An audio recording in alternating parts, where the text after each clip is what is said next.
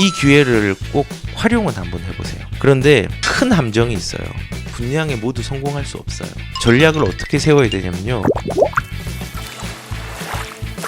지금 이 시장이 문제가 되는 부작용 중에 하나가 뭔지 아세요? 분량이에요, 분량. 분량이 휘몰아치는 시장이 되었어요. 가밀지구라든지 대공역 롯데캐슬, 엘클라시도 있고요.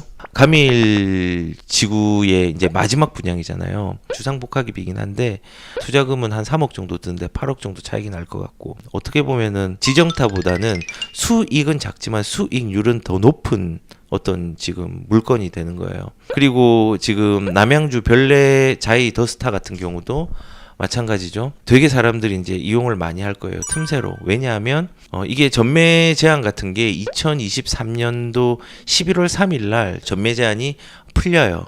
그런데 입주 예정은 2023년 12월 예정이에요. 그러면은 약 한 달 정도의 공백, 거래를 할 수 있는 기간이 생기거든요.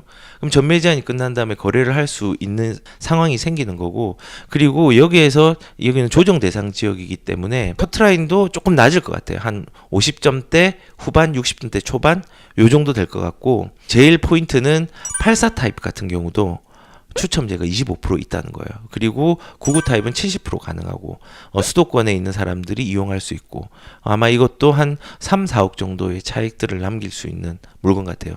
뭐 지정차는 제가 얘기했던 것처럼 한 10억 정도 남길 수 있고요. 근데 제가 말하고 싶은 거는 이게 지금 기회는 맞아요. 그래서 첫 번째 말씀드리고 싶은 건요. 이 기회를 꼭 활용은 한번 해보세요. 왜냐하면 지금 당장 도래한 거고, 내가 조건이 되면은 당연히 해야죠. 지금 먼 미래가 아니잖아요. 뭐 10년 뒤, 뭐 5년 뒤, 2년 뒤, 3년 뒤 이 얘기가 아니고 1년 뒤도 아니잖아요. 바로 내일, 그 다음에 11월 3일 뭐 이런 식으로 지금 다 10월 달부터 11월 초까지 정말 대어들이 로또들이 거기 있으니까 물론 하셔야죠. 그런데 여기에 큰 함정이 있어요. 아마 역대급으로 추첨제라든지 여러 가지가 경쟁률이 굉장히 높게 나올 거예요. 근데 여기서 포인트는 그거예요. 과연 분량에 모두 성공할까? 그거예요. 지금 뭐 보시면은 과천 푸르지오 오르투스 나오죠. 뭐 운정 신도시에도 뭐 나오죠. 대곡도 나오죠. 이제 영통의 롯데캐슬이라고 여기도 망포역 주변 아래쪽으로 1블록 2블록이 나와요. 나오죠. 과천 나오죠. 가밀 나오죠. 지금 좋은 게 엄청 많이 나오고 있어요. 그래서 중요한 건 이게 함정이라는 거죠. 분량에 모두 성공할 수 없어요. 이 휘몰아치는 분량의 바람으로 몇백 대 1의 경쟁률이 있을 건데 몇백 대 1에서 1이 로또예요. 나머지 몇백은요 계속 떨어질 수 있는 가능성이 큰 거예요. 그 혜택을 누리는 사람보다 그 희망의 고문으로 슬퍼하는 사람이 훨씬 더 많아질 거예요. 그래서 기회는 이용을 하되 그 기회를 무조건적으로 이것만 해서 나는 분량으로만 무조건 해야지 라고 하시면 안 된다는 거예요. 물론 가점제에 해당되는 분들이 내 점수가 65점, 70점이다. 이런 사람들은 반드시 이용해야 돼요. 지금 시장을. 분상제가 가격을 굉장히 많이 내려놨기 때문에 반드시 이용을 해야 돼요. 하지만 그렇지 않은 사람들, 추첨제에 계속 목매이는 사람들, 아니면은 그냥 점수가 50점 미만인데 계속 이거를 기다리는 사람들, 그 기다리는 시간에 가격이 올라갑니다. 그렇기 때문에 전략을 어떻게 세워야 되냐면요. 지금의 기회는 11월까지, 12월까지, 내년 초까지도 괜찮아요. 활용을 하세요. 하지만 명절 이전까지는 반드시 집을 한 개를 사서 앞으로 올라갈 수 있는 여지가 조금은 남아있는 그 7부선의 선들을 조금은 대비를 하시고 가시는 게 필요하다는 거예요. 그래서 구축도 좋아요. 아직까지 옛날만 뭐 지금 이렇게 생각하시면 안 돼요. 옛날에 3년 전에 샀으면은 내가 지금 5억 6억을 남겼을 건데 지금 그 시장 아니에요. 이제는 옛날에 3억 4억 5억 남겼다면 지금 1억 2억 남기는 시장이에요. 그래서 그 정도로 인플레이션 해지를 하고 시간을 보내잖아요. 그러면은 또 안 좋은 장들이 올 거예요. 안 좋은 장들이. 굉장히 안 좋은 장들이 오고, 그때 미분양이 쌓이기 시작할 거고, 또 이제 중과세가 폐지가 되기 시작할 거고, 그 다음에 공급량이 많다고 소리치는 시장이 될 거예요. 그때는 피해자가 있을 수 있고, 또 용기가 있는 사람들은 그때 또 물건을 갈아타기를 해서 또 조정장이나 하락장이나 이런 것들을 긴 시간 기다리는 거예요. 그리고 상승될 때 파는 거예요. 그래서 전략을 분양으로만 무조건 하면 안 돼요. 지금의 현상이에요. 지금의 현상은 규제로 인해서 싼 값에 나오는 좋은 새 아파트를 가지려는 희망이에요. 우리의 인생을 확률에 거는 것보다 그 확률보다 확실한 기회에 거는 게 더 나아요. 그래서 기회는 저는 있다고 생각하거든요. 하락장에도 기회가 있어요. 상승장에도 기회가 있어요. 상승이 막 될 때는요, 내가 돈이 없으면요, 상승되는 대장에 바로 옆으로 가면 돼요. 하락장은요, 그 하락장에 미분양되고 나중에 중도금 이제 무이자로 해준다 이런 주택들 있잖아요. 그런 주택들을 사서 긴 시간이라고 하면 뭐 10년, 20년 기다리는 건 아니에요.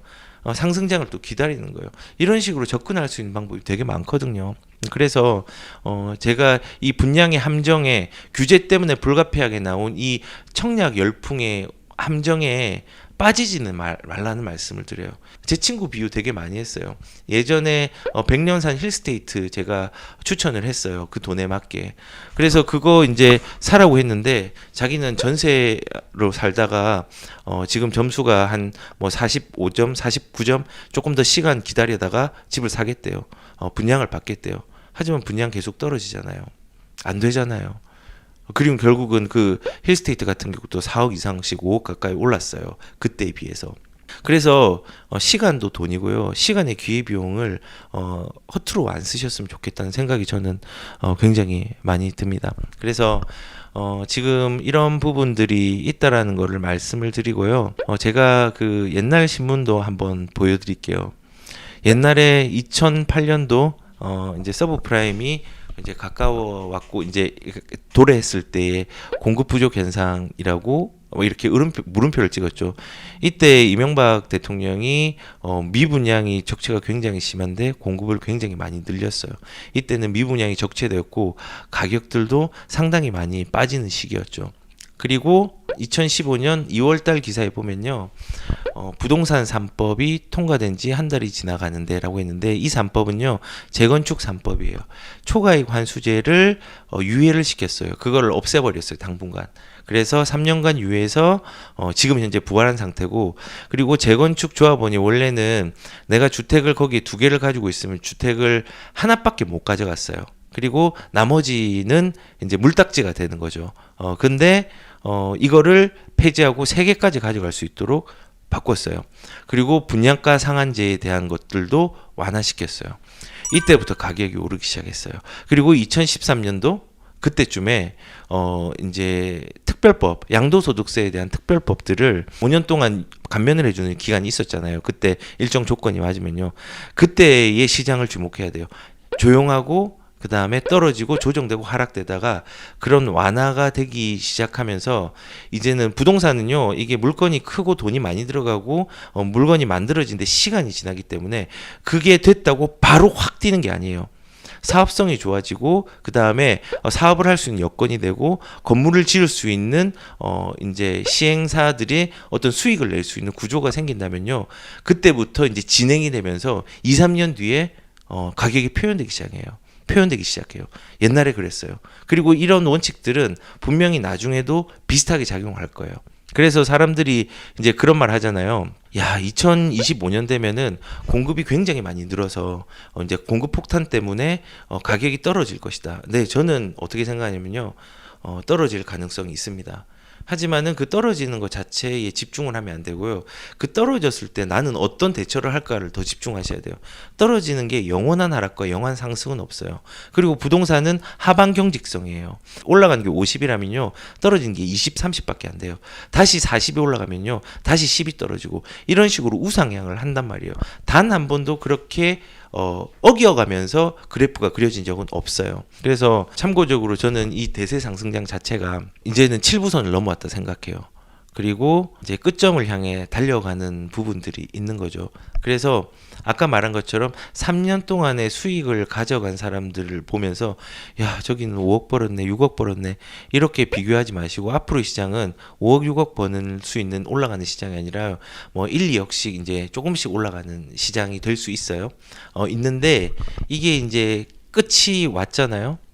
그 수익이 이제 작다고 이제 원망하는 게 아니라 수익이 낮다는 거에 집중을 하셔야 돼요. 그리고 이번에 인플레이션을 해지하는 방법으로서 가야 돼요. 이제 수익을 내는 구조는 지났어요. 기존에 가지고 있는 사람들은 수익을 냈겠죠. 하지만은 지금은 인플레이션 해지를 하고 다음 시장을 대비하는 부분으로도 좀 염두를 하고 리스크 관리를 하셔야 되는 부분도 필요하다는 거죠.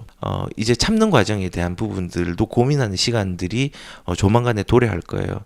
그래서 어떻게 그러면 참아야 되지에 대한 부분들 나중에 또 따로도 한번 말씀을 드릴 테니까 그런 부분들을 염두하고 이번 그 상승장의 7부선이 넘어가는 이 시점들을 좀 바라보고 가셨으면 좋겠다는 생각이 들어요.